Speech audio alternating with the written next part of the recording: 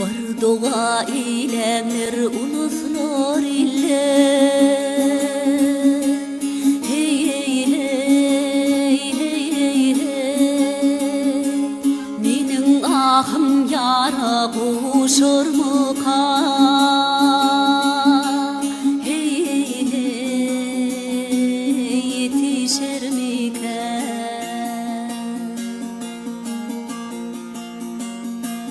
Mağrib'den Maşrik'a yetener eller yar hey hey hey hey hey hey Aşık mağşuğunu kuşur muka kuşur muka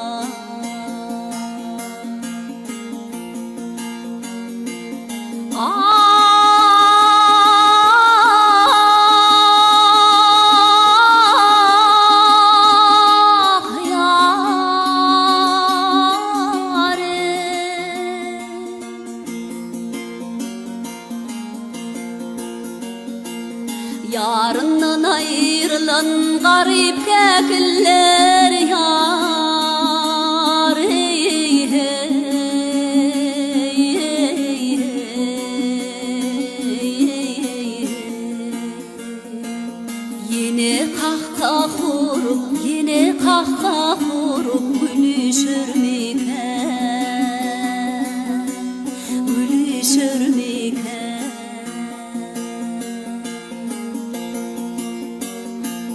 Menin köngülüm kutsa bilen kanlarda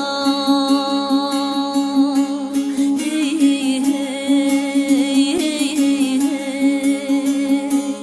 Yar yardan ayrılıp gider her yerde hey hey hey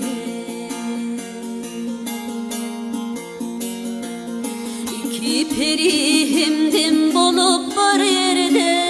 yar hey hey hey hey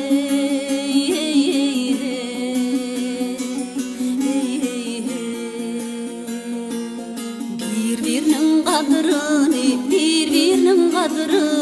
bilişir miken